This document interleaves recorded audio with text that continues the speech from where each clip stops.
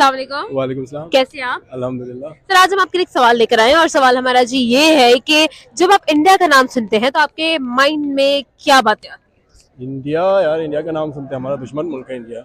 हैं? दुश्मन क्यों है? क्योंकि ये मैंने पाक स्टडीज में पढ़ा था बचपन में कि इंडिया हमारा दुश्मन मुल्क है। इंडिया का बहुत हाँ बहुत आपने भी सुना होगा। बिल्कुल ऐसा ही है, हमने सुना है। अभी भी लेकिन देखे ना, इंडिया सिर्फ इंडिया की वजह से हमारा इतना सारा कुछ पैसा उस पर खर्च हो रहा है डिफेंस पे डिफेंस पे। तो आपको इंडिया क्या से लगता है कि सर अगर हम लोग अपना मोर देन 70% अपने डिफेंस पर लगा रहे हैं जिसकी वजह से हमारे बाकी सिस्टम्स जो हमारे जिसकी वजह से हमारे बाकी सिस्टम्स जो हैं वो लैग कर रहे हैं, तो आपको नहीं लगता कि हम लोगों को इस चीज से ओवरकम करना चाहिए, स्टेप फॉरवर्ड लेना चाहिए? इस चीज़ से ओवरकम हमें बहुत पहले करना चाहिए था, लेकिन हम नहीं कर सके और हम नहीं कर पाएंगे क्योंकि हमारा जो अब एक सिस्टम बना हुआ है उसमें जो बच्चों को बचपन से ये सिखाया जाता है कि आप इंडिया से नफरत करना है, इंडिया बोला जाता है। दुश्मन है।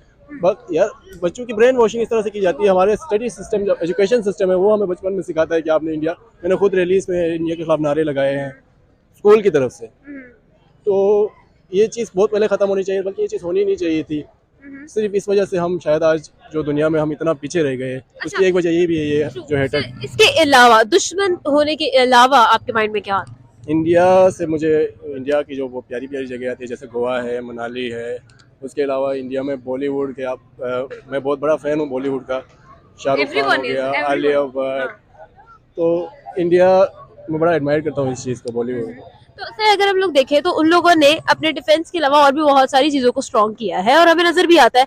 आपको नहीं लगता कि हम लोगों को भी अपने डिफेंस के अलावा बाकी चीजों पर सोचने की जरूरत है?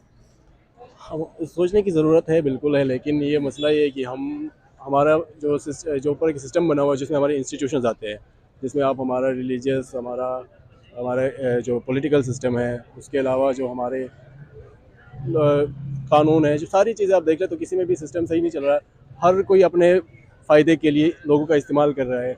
मज़हब के नाम पे हमें तकसीम किया जा रहा है, उसके बाद कल्चर के नाम पे तकसीम किया जा रहा है, उसके बाद क्लास सिस्टम बना हुआ है, upper class, middle class, lower class. Lower class की आपकी ज़िंदगी देख लें आजकल क्या हालात चल रहे हैं।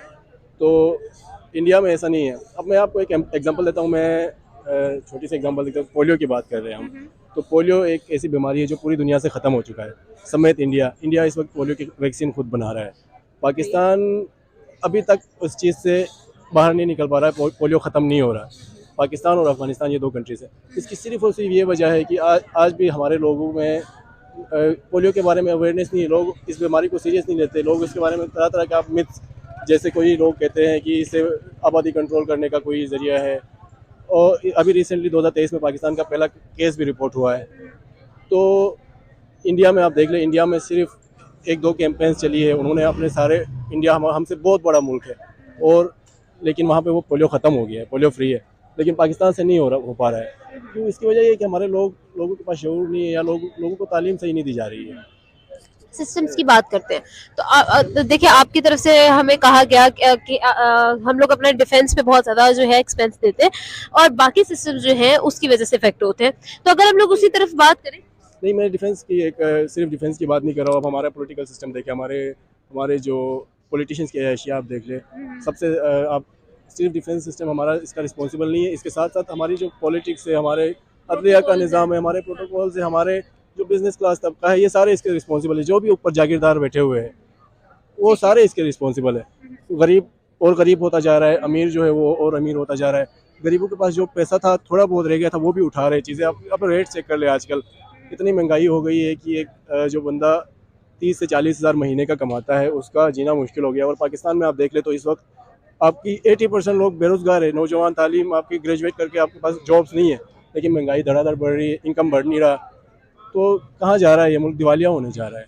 तो आपको सर आखिरी सवाल मैं आपसे पूछूंगी, हमारे पाकिस्तान के लिए what is this step forward? हम लोग किस तरह से आगे बढ़ सकते हैं और किस तरह से एक अच्छा चेंज ला सकते हैं? इसके लिए ये बहुत मुश्किल है, क्योंकि ये चेंज अब हमारे जो ऊपर लोग बैठे हुए हैं, जो हमारे हुक्मरान हैं, चेंज के लिए उनको हटाना पड़ेगा, क्योंकि वो इस तरह के लोग हैं जिनको आदत हो गई है अयाशियों की। वो अयाशियों के बगैर रह नहीं सकते और उन अयाशियों के लिए वो अवाम की उनके लिए कोई औकात नहीं है। मतलब कीड़े मकोड़े आम इंसान उनके लिए है। तो इनको ख़त्म करने के लिए एक इनकलाब चाहिए और इनकलाब के लिए एक कौम चाहिए, ज़िंदा कौम, जो हमारी नहीं है। तो बहुत मुश्किल है। बिल्कुल चेंज ठीक है, आए। बिल्कुल ठीक है, बहुत शुक्रिया हमारे साथ मौजूद थे उनका